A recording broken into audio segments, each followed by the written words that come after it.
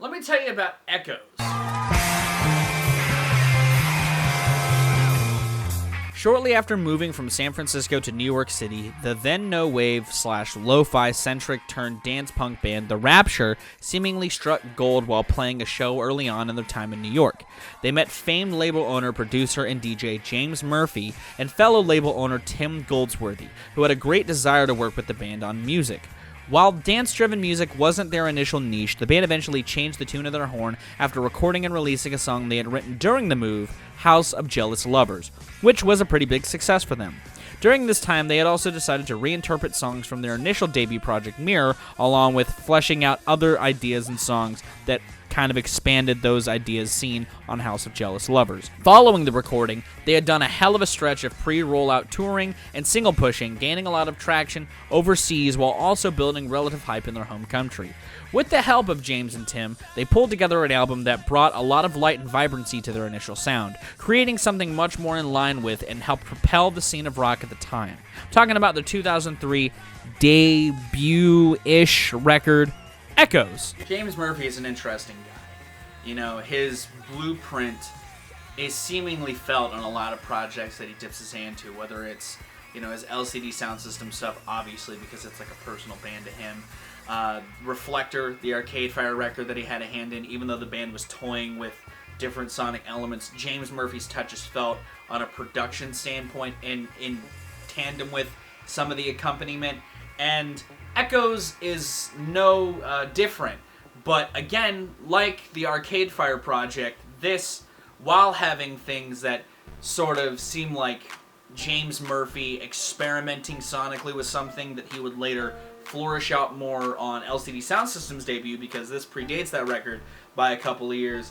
The Rapture's personality is still felt amongst all of the hypnotic dance grooves and all of the cowbell that you hear on here. You can tell that the band has roots elsewhere. They just do a good job at wrangling in those roots in with James Murphy's wanting to just dance the fucking night away. You know, they do a good job at presenting a good defining sound that, again, James would experiment with more and make his own sort of very different but similar styled band. But I like what's on Echoes a hell of a lot. You know, I like the dance-driven stuff, like the opener Oleo, which has a great synth loop on it the band plays with really well. Or that tight groove on I Need Your Love, or how the explosive end of the title track just immediately cuts to another track like Killing, which has another great synth line in it. And I love how they interlope those tracks with some good raw emotional rock stuff, like on Heaven, which has a good vocal introduction before the band comes in and they play their own sort of tight rock jam.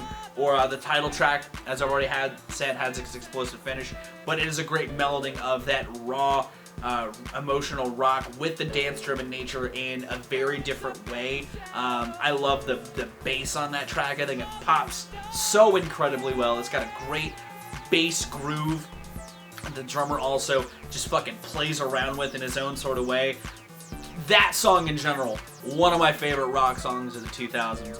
But I enjoy that they meld those with the synthetic cuts while also leaving room for more laid-back or less propulsive cuts like Love Is All or Open Up Your Heart, which have their own sort of emotional potency to them that also bleeds into some of those energetic tracks, like House of Jealous Lovers, which was sort of the catalytic song for this band. It's sort of what caught James Murphy's attention to begin with. But I love a lot of what this band's toying with lyrically, sonically, instrumentally in general. I like the juxtaposition of their guitar tones with these very clean, sheeny synths. I think the drummer gets in the pocket so very well. And again, that bass pops, not just on the title track, but on a couple of instances on the record. The bass does its own thing in its own regard. But I also really love their vocalist. While James Murphy has his own idiosyncrasies that feel very tied to a certain talking head, Luke Jenner, the singer to The Rapture, has his own sort of vocal style that is a lot more frantically driven, it seems. You know, he has a good sense of melody at points, but especially on a lot of the rockier tinged cuts, like Heaven. The opening of that with his layered vocals almost reminds me of Jimmy Urine from Mind the Self-Indulgence, and he does a good job at sort of melding that with the sort of emotional potency that Robert Smith of The Cure would have. And while that sounds like a weird cocktail, it works so very well, at least on Echoes. You know, especially on a track like House of Jealous Lovers, you know, the build in that song, his vocals just lend to that so very well. Or on the title track, he does a good job at having these sort of playful sounds in the verses before the eruption happens in the end, and he's just screaming into the microphone. It's a cool-ass meltdown that shows his range incredibly well. Or on, again, the softer moments, he does a good job at having his own sort of emotional potency, like on Open Up Your Heart and I Need Your Love. He does a good job at letting some more emotional resonance happen with his voice in a way that works really well with the grooves that they're weaving. You know, I enjoy the vocals on this. I think they're very unique. They stand out in their own regard. And I think that, again, that in tandem with the instrumentation just works incredibly fucking well. This record across the board is just a classic to me personally. You know, I initially got into this record a little later on, past its release. I got into it because the title track was the theme song to the British superhero sort of show Misfits, and I loved that, and I looked out this record, and I was surprised to hear the electronic element, because the title track, while having a dance sort of driven nature, isn't really synth heavy. But I loved hearing the synths, because you guys know I love me some synthesizers, and I enjoyed the record even more as a whole, knowing that they could pull off these synth heavy cuts in tandem with these rock laden cuts that hit deep. You know, their guitars ring so heavily, and they do a good job at just creating this intrinsically unique sound that is just so very good. Now, upon release, this album did get glowing praise. It was a record that did get a lot of success and, you know, acted as a sort of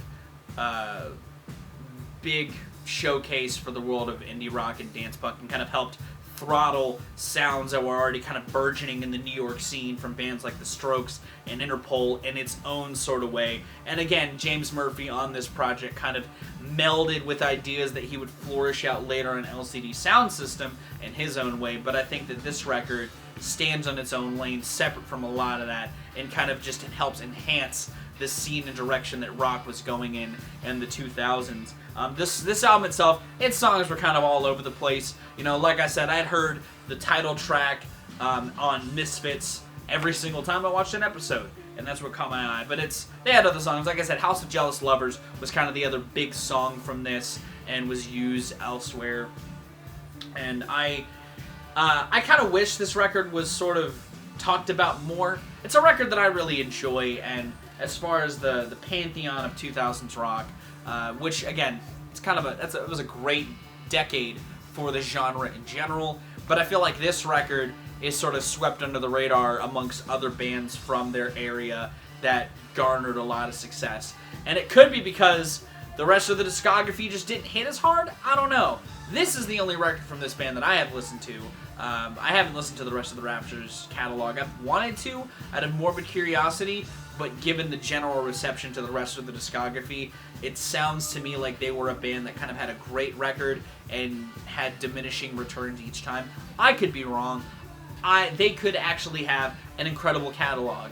Time will tell for me personally to that testament if I decide to listen to it. But as it stands, Echoes is a classic. It's well worth your time if you're a fan of synths, dance rock, aggressively more punk-leaning rock. You know, if you like that scene and you haven't listened to this record, give it a spin. It's incredible. Again, it has a good raw potency that is juxtaposed really well with some dance grooves. But that's it. It's a classic. It's a breakdown of a classic. That's my piece on Echoes. What do you think of this record? Do you like it? What's your favorite song off of Echoes? If you haven't listened to it, if you do listen to it, let me know what you think about it in those comments down below. If you did like this particular video, be sure to give it a like. Special thanks to Shake for editing this one. Thanks, buddy. Much love to you. And again, thank you for taking the time to do that. If you want to see more of my music, gaming, and general nerdery content, be sure to subscribe. I post 6 to 7 vids a week, usually around those 3 topics. So if you like this particular video, you'll probably like what I do. If you want to take it a step further and support me at Patreon, you're more than welcome to do that as well. Special thanks to my patrons. If you do decide to join their ranks, you get early access to content, exclusive content, and you help drive the community. I'm going to get out of here, though. Thank you so very much for watching. I have been Viral Rack. You guys have good days, lives, and situations, and I'll see you another day.